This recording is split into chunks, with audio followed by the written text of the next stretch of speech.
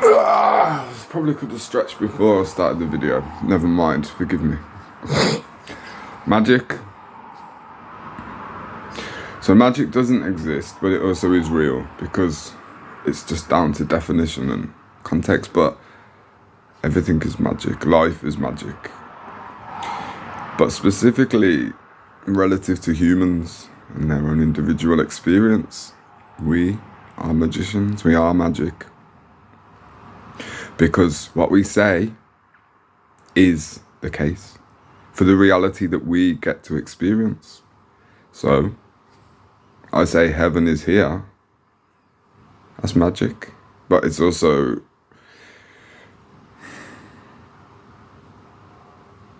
highlighting something, right? But I want to speak about dark magic, which is also just ignorance, fear, anger, bitterness, resentment. It's all fear.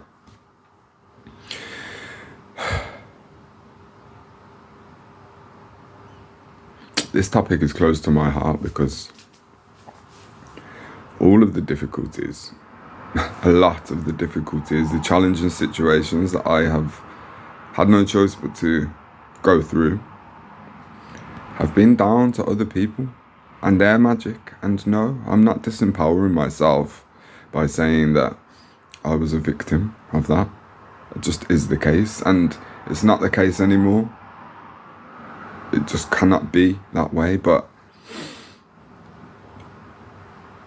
so if one person says to me, about me, or to anybody else, he is ... That he, me, this man, this is what he is. So they could say,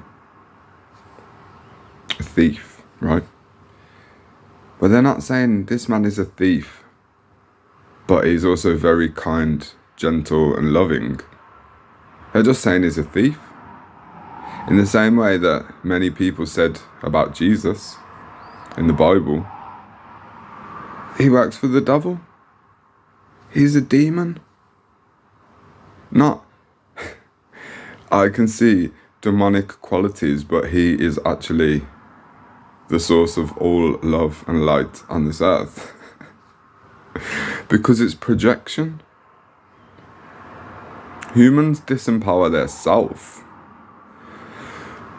by saying, like, that man's a thief, so I've been a victim of his theft. So I can only see him as a thief, but I can only see myself as a victim, because in that scenario, there's a deficit, right? Because that man stole something from me. So I can only see him as a thief until he returns the money. And even then, I'll probably still carry on telling everybody about how he was a thief. Because in that scenario, the one doing the speaking is not concerned with their own self. And that one is a thief. And they have projected that onto me or another. So I am in a fully empowered state of wholeness and balance and satisfaction in life, because I have affirmed over and over again the state of play in my reality. And this is how all of those who wanted to project are not in my reality anymore, because they're busy going, hey, he's that, he's that, he's that. And I'm going, I am. I'm all of it. I'm everything. I am that I am. But not only that, I am wonderful, I am beautiful, I am caring, I am loving. I am what I am supposed to be.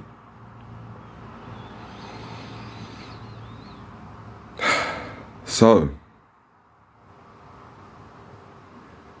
in an experience where we didn't know ourselves, or we were born knowing ourselves, and immediately the world starts whispering to us about who we are, so we take that on board and become some sort of sick mashup of all these twisted ideologies and perspectives about who we are. Like, oh, I'm a naughty boy, right? Because, well, I must be, because oh, I'm a child and all these people are telling me that what I'm doing is wrong.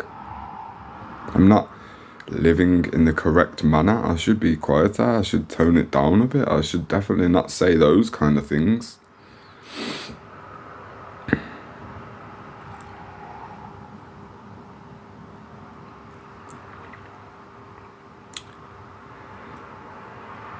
And so we fight to gain the power that is rightfully ours, which is self-awareness, self-knowledge, and just comfortability with who we are. And we go through all these challenges, and at times we become weak. And this is when others choose to kick us when we're down, right? Because it's like, well, that man, that's a thief, that's a murderer, that's a whatever. So we need him not to be in our experience. So what we'll do, we'll solidify the knowing of that man is a thief, that man is no good. We'll get together in groups and we'll talk about how not good that man is. Because we don't feel the need to measure our own heart or investigate how good we are, any of our actions, because if we can get together in a group and say, oh, how terrible is that man, then our group is safe, right? We're not him. But the point is, if you're fixated on a particular aspect of somebody that may or may not be true, right? It's just your opinion, it's just your perception. Well, that is not a reality that can be sustained, because say if I was a thief, right? We all have parts of us that are capable of whatever. Say if I'm capable of theft, because let's not forget, all of us are. Well, yeah, but I'm also a poet. I'm also a good neighbour. I care for animals. That's just a few things outside of whatever. So I'm going to continue growing, discovering more of who I am. But this group of people are just stuck in the past, looking backwards, but they think they're looking forwards, watching me rise, just grow, become stronger, more beautiful. And they're trying harder now. Now they're shouting. They're like, this is it, how dare he? How is that even fair? He's a thief. And then these people will literally die in that. They tried to get vengeance for something which is not true. Well, not to mention the fact that we should never seek vengeance, and that karma, God, life, love, eventually, justice prevails. So those people that become obsessed with others in any way eventually become so disconnected from their own self that they have no idea who they are as an individual. Oh, but it's alright though, because they've got the security of this group, right? Well, it's all a fucking illusion. It's all founded in shadow, deception, self-abandonment. People think if you're part of a group, then, well, there's strength in numbers, right? Well, not really. My consciousness, my awareness is worth 100,000 unconscious humans. 1 million. I am the light of this world. Not I alone. But claiming things like this will always trigger others into saying, hold on a minute, you need to be more humble. You're too arrogant. What you're saying is not true. But the fact is, it is true, because I say it is. So that's none of your business. If you want to dispute what I'm saying, that's cool, but that's just an echo chamber. That's tumbleweeds, mate. Like, I speak truth as I see it. I am fully convicted in my faith and belief. So there's so many groups of people. So many. Trying to discredit and bring down one individual. And it simply will not work anymore. Because we rise through our own self-awareness.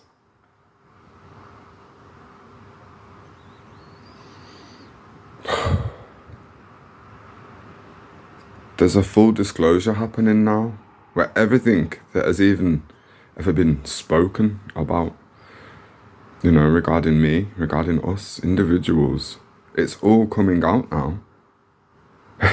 And it runs deep, because people think when they're in the shadows whispering that God's not watching, or, But the fact is, everything we do, everything we say, even everything we think, is imprinted in the fabric of life.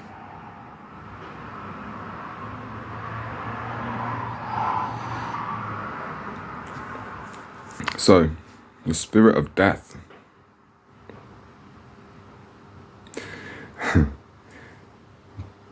malevolent spirits, disembodied entities that seek a home. Well, they coerce humans into forming agreements. So, if somebody thinks hard enough, says hard enough, wills, for example, that I don't want that man to be alive anymore. We need that man to be dead for our own sanity and comfort. Well, guess what? That's energy I get sent out. But if that can't be received, if I say I am not killable, I will not be killed. That's a solid stance. And that earns respect in the spiritual realm, so it doesn't matter what type of spirit it is. If I say no, then that spirit will respect me. But the problem is, there's a contract. There's an agreement. Those demons are thirsty for blood. And you've piqued its interest. But it's not coming here, because I am alive. I am life. So where does it go? Well, that spirit doesn't care. That spirit will return. And it will go straight back to the originator of the agreement.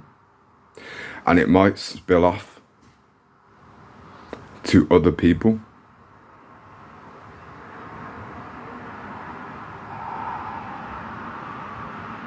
People related to the one who cast the spell.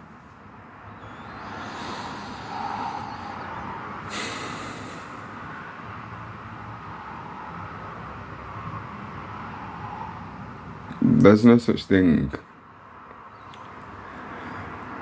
as a death out of the blue.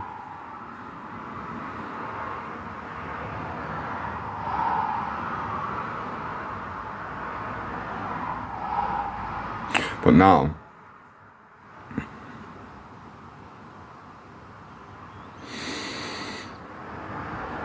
any forms of ill will, any magic, any necromancy, any communing with malevolent spirits, it's not going to affect the ones that are here for peace. It's not going to, because we are adamant.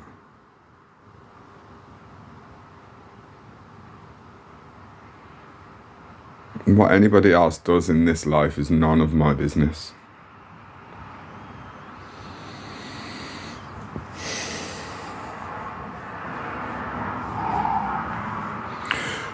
I'm here to make magic, to create magic, to be magic, which is just love, which is just God. Simple. I speak life into myself, into the life of everybody on this planet.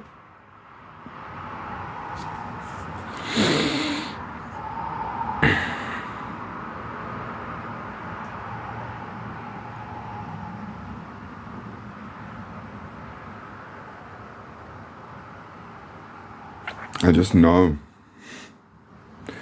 we have to be sturdy, strong and centered, because I feel in my bones there are happenings that are due that I will have to witness, I will have to know about, because that's justice. That's vengeance. It's not my personal vengeance. It's life defending life. It's God defending God.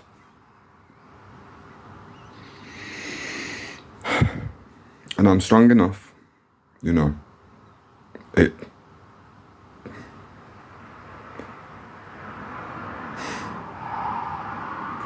It's like the knowing that I have, the sense of some of the things that need to happen, that are going to happen for other people.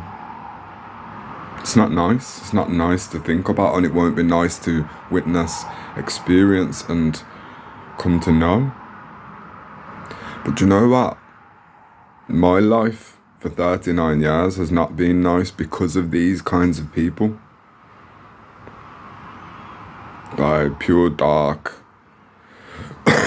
switched off humans. No humanity, no compassion, no heart.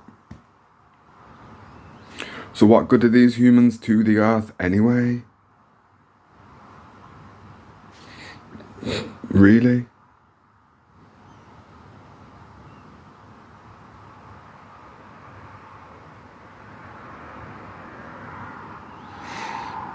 Speak life.